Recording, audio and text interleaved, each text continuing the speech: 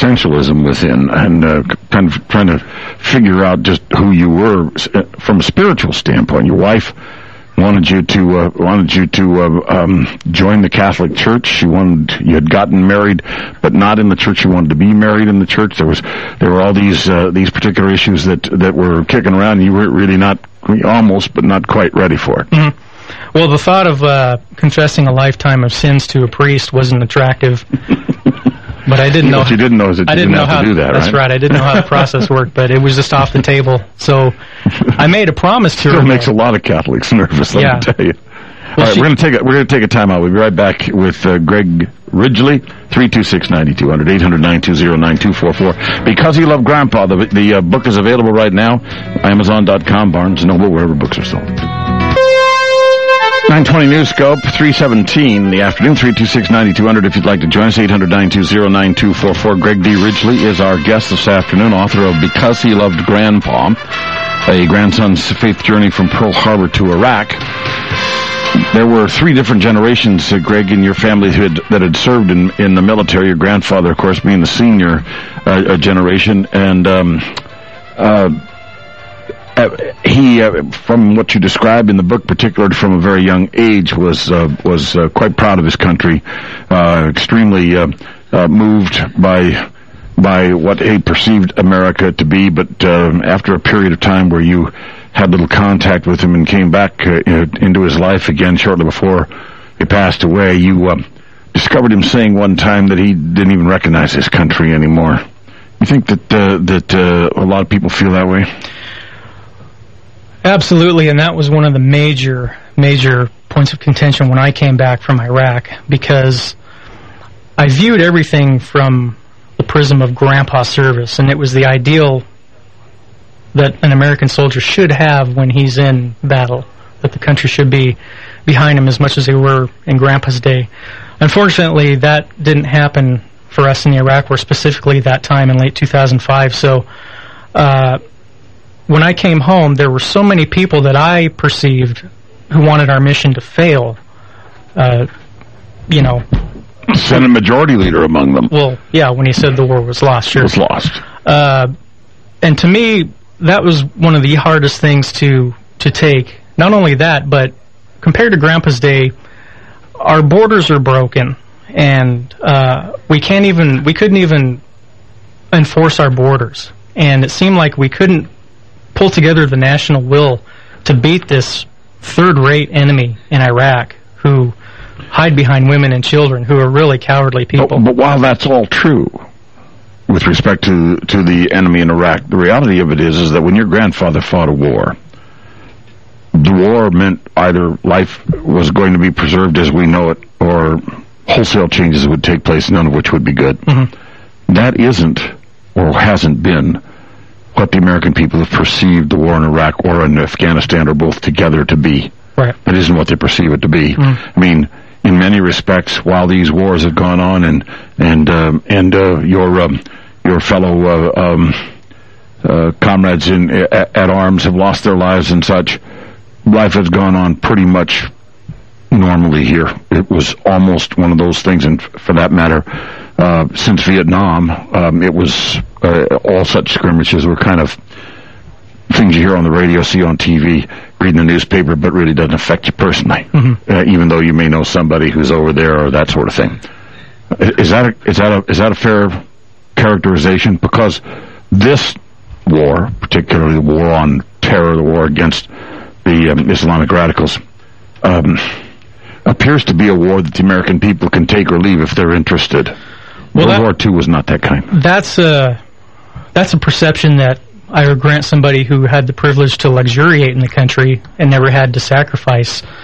And but even you didn't have to sacrifice; you chose to. Well, I chose it. Yeah, we're volunteers. That's what I mean. But in the Second World War, there was no choice. If you were able-bodied, you were going to go fight. Yep. So there's a difference in that respect as well. I mean, this was the set of expectations surrounding it were different. And I'm not defending this now. Yeah.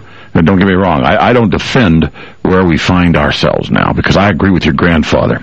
In my lifetime growing up, America has turned into something I hardly recognize. I remember what it was when I was younger, and people say, well, Fitzsimmons, you're just being nostalgic and all the rest of that. No, I think some better days are behind us than we currently live. I hope that there are better days ahead, but I know that some of our better days are behind us, and I don't know that we can replicate that again. Well, in that respect, yeah. And I think from the soldier's perspective, I think, are entitled to that level of commitment by the American public. Unfortunately, as you know, less than 1% of the people are in the military right now doing the fighting, and the vast majority of the country doesn't have to participate or sacrifice, neither in blood nor taxes nor angst, really. Well, they are paying in taxes because there's a cost. Well, of course, we're borrowing everything now, so nobody pays anything. They just borrow it all. Yeah. Personally, Americans borrow, and the government does the very same thing, just run it up on the credit card. Yeah. Never makes any difference. But they can afford to turn their head and pay little or no attention to it in many respects. Well, that always bothered me. I really didn't know why. I mean, the Bush administration had a golden opportunity to really rally the country behind the cause and give us some ownership in some way of the mission and get people involved, but it just seemed like they told everybody to go shopping and we'll let the professional military take care of it. But there's so few of us. And you're right about that. That was the statement. In other words, we can handle this situation. Don't you feel obligated? Yeah. And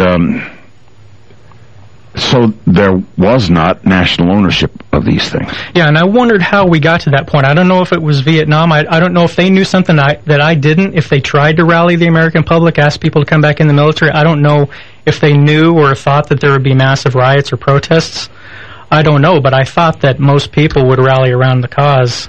Now, even now, when we have jobs and all the rest, these wars are almost forgotten. I mean, you find something about the war on the 5th or 7th page of the newspaper anymore. Mm-hmm. So, seldom, unless there's a major number of U.S. soldiers killed. 1, 2, or 3 is negligible. We're not even going to put it on the evening news. Not enough time to put that story on. Right. I mean, this kind of thing. In World War II, obviously, with the national commitment, the way it touched everyone, that would have been utterly impossible. I mean, we had rationing at that time in this country.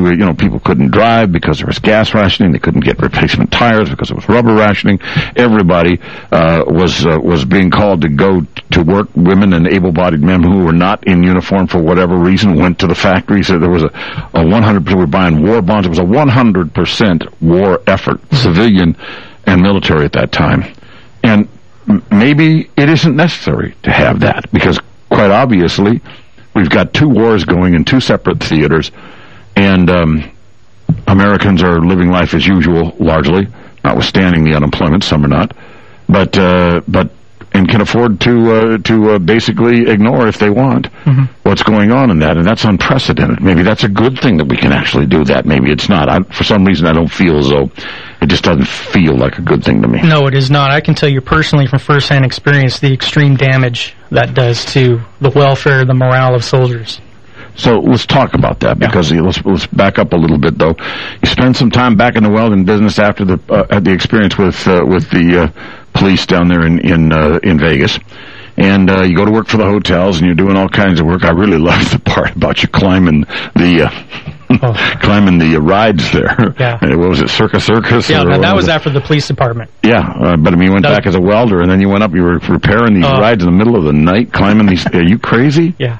I mean, I needed the job. I had to. But I could identify with you not being exactly thrilled to death to have to be doing that kind of stuff. Yeah, the first night we had to climb that roller coaster track. It was a harrowing experience, but I tried to play it off like nothing was wrong. But I had to do it. You returned to make a decision to go into the military again. This time to go in and become an officer in the military, with the understanding that at the age of 36. Officially on paper 28, but 36, that you're going to wind up running some platoon. I mean, that's where you're going to be as a lieutenant. That's what's going to happen, and that's exactly what did happen. You go in country in 2004, and through Kuwait, which was the entry portal for everybody, and you go to Iraq. Talk about your Iraq experience.